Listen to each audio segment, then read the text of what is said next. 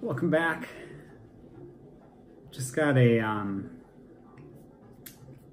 casual douche here for you tonight.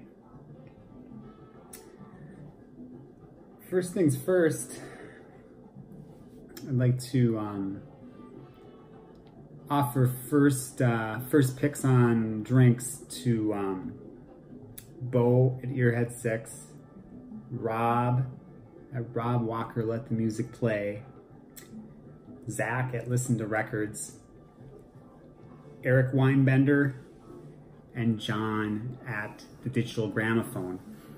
They did nice douche outs recently in recent weeks. So today only, guys. You don't have to take your shoes off. Just head into the kitchen, grab whatever you want to drink. There's a variety of things. If you don't want beer, there's other stuff. Then after they've made their selections, all other subscribers can follow, but shoes off. I'm having out of Tucson, Arizona, the Barrio Blonde. No fancy hype sticker, just a little blonde ale.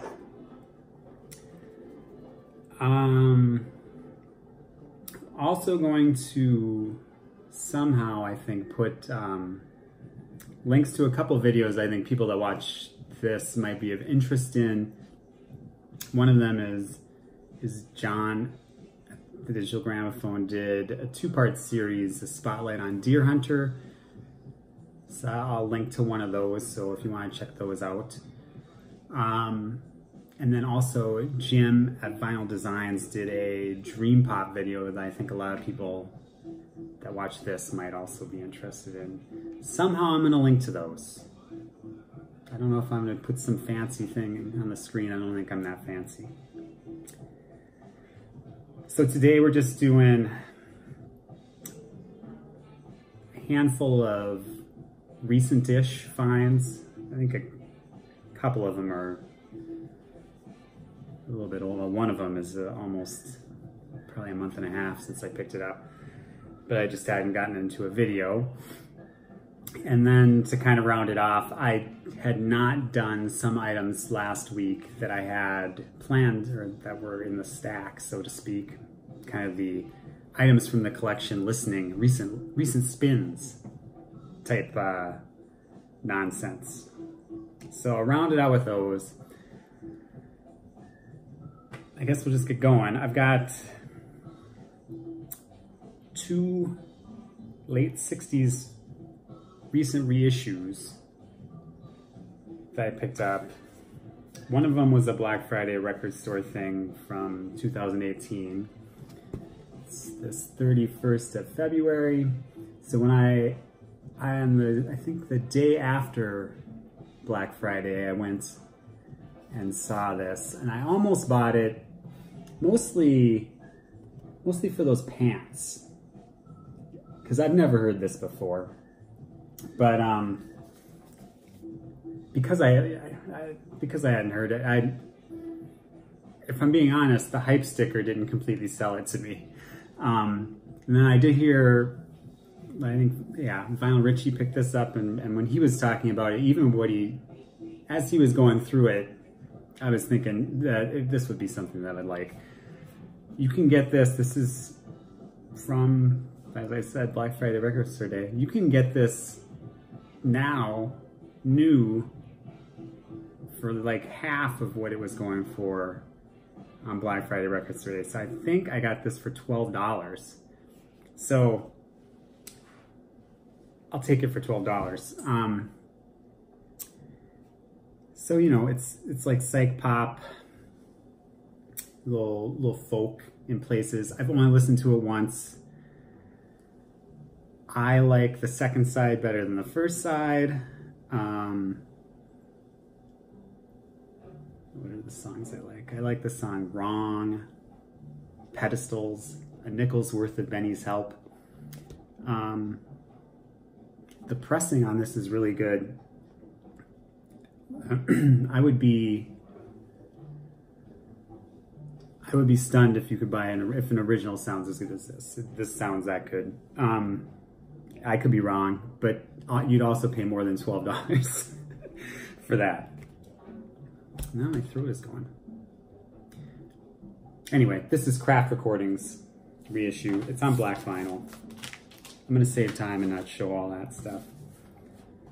Next one, also Vinyl Richie kind of, which I'll get to in a second, but I did get this 50-foot hose. This is on Modern Harmonic, which is like an imprint of Sunday's Cauldron. This is something that I had on CD, like a CD issue that I had in the 90s. So I had heard it before. This sounds pretty good. You know, it's kind of experimental, psychedelic again. Has some electronics, band from San Francisco, male, female vocals. I like the vocals on this a lot. Anyway, when I heard Vinyl Richie say that this was on P-colored vinyl, I decided to go ahead and do it. There's actually not a ton of official vinyl releases of this. And again, if you want to get an original, it's quite expensive. Anyway, so P-colored vinyl, they actually call it like psychedelic swirl or something. But I can live with a little P-colored vinyl. Next, we're going something new. So this just came out a couple weeks ago. This is a Los Angeles band. It's three, I think it's a 4-piece. 3 of them are female. It's their second LP. The band is called Feels, and the album is called Post Earth. So their first LP got some attention probably because it was produced by Ty Segall.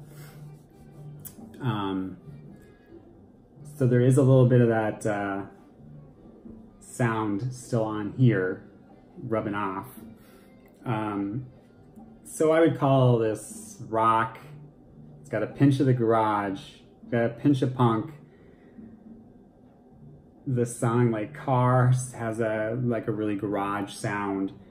Song Post Earth, the title track, it's female vocals, 3/4 of the band is female.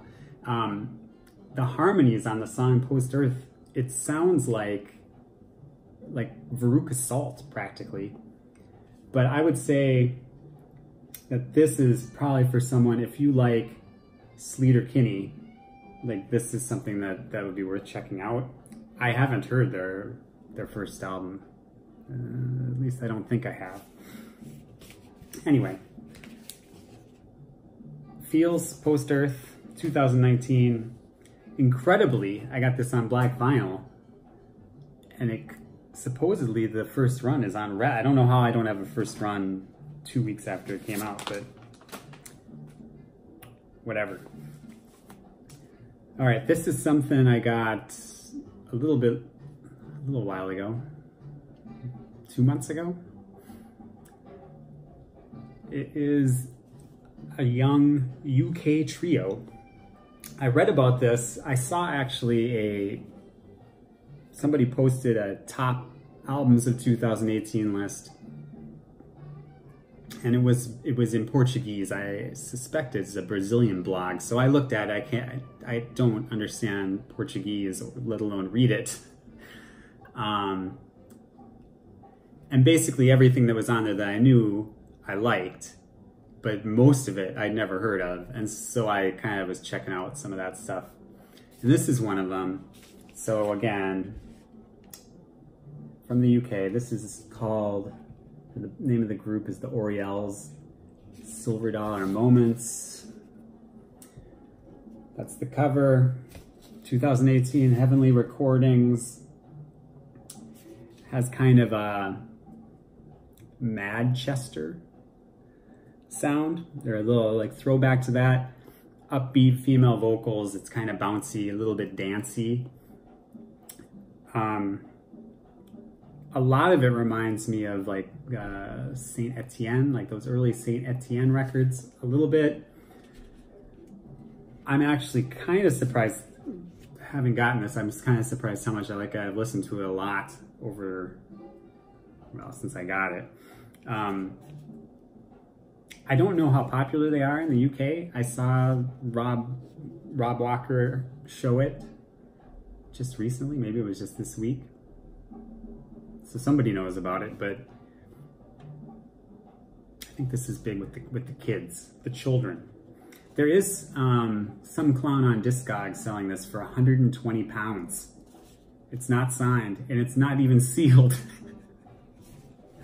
But yeah, you can just buy this for what a record costs. It is on blue vinyl, which is the only way it is available, to the best of my knowledge.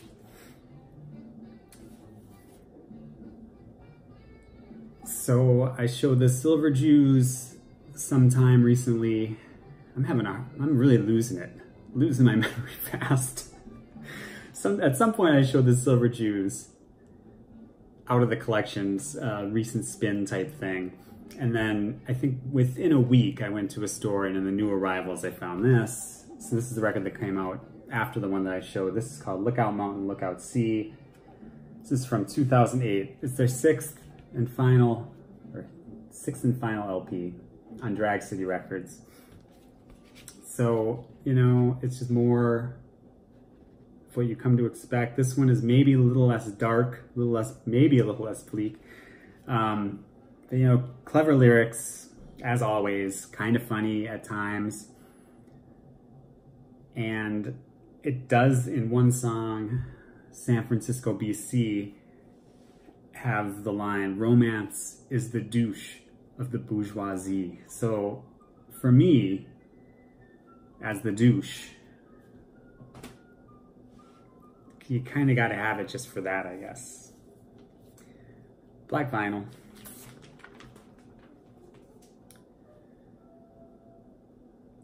Now these are ones that were going to be in the last video that got cut out, the recent spins type things. So these are things I've had for a while. I think I got this one a few years ago, maybe 4 years ago. It's actually not in the best condition, but this is jazz. This is Circle de Paris Concert.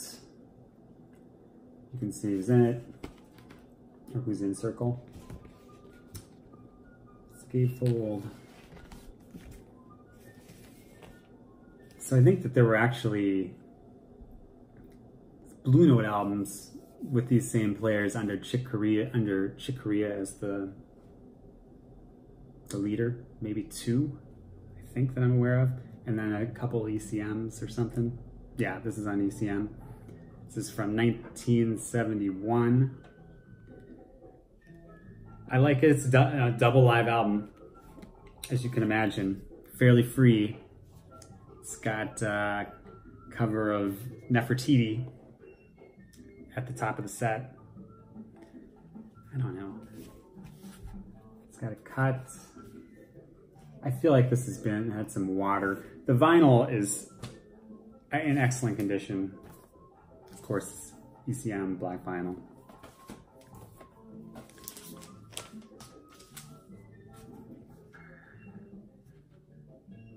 So this is when I got used, I don't know, probably around the same time as that, maybe 4 years ago or 3 years ago. It's Sun Ra. It's got a cool cover, as all these ones do.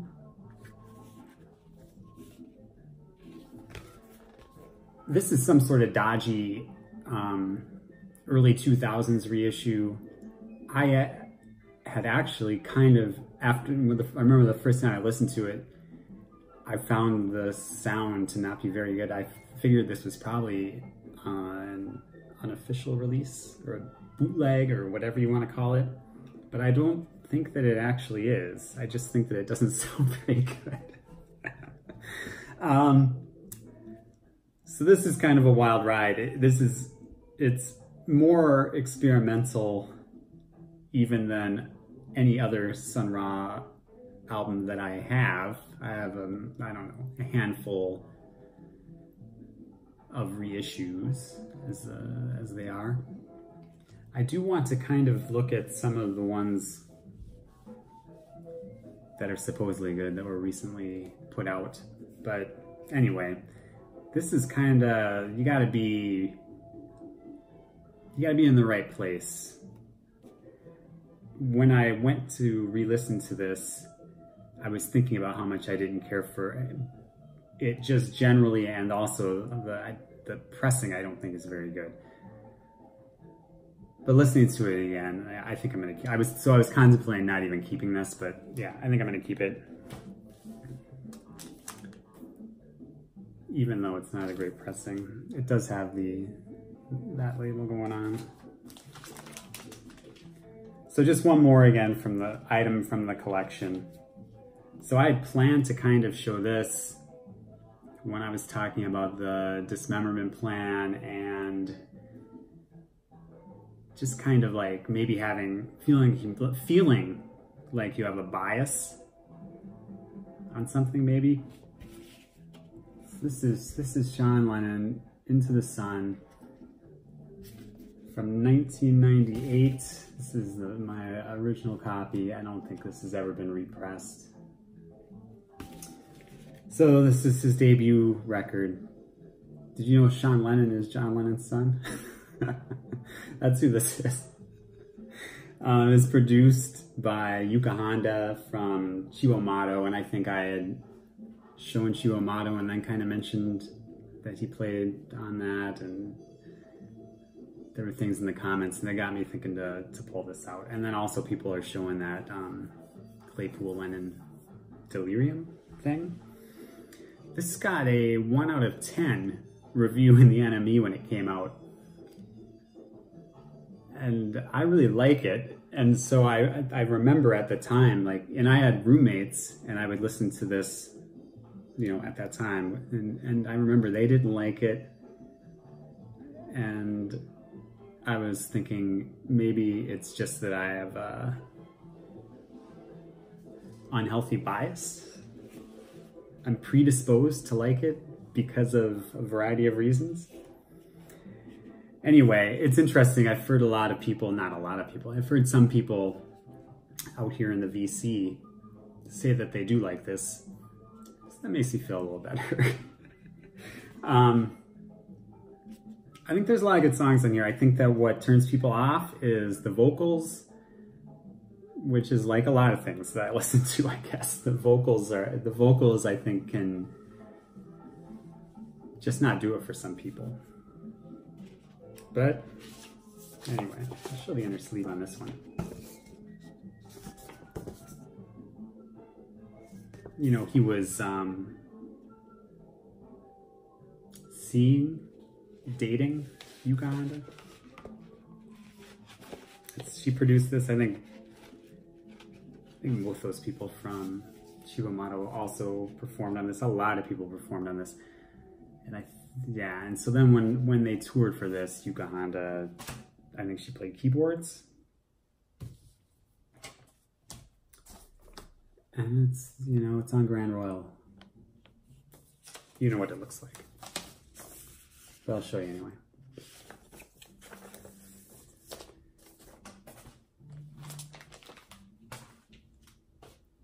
I think that's all I'm going to do for you today. Quick weather update. It was beautiful for a few days, and now today it's cold and windy.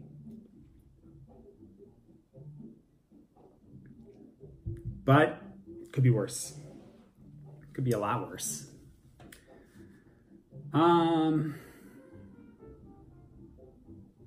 That's all I got for you. Thanks for trying to get through this with me. I hope you enjoyed the beer.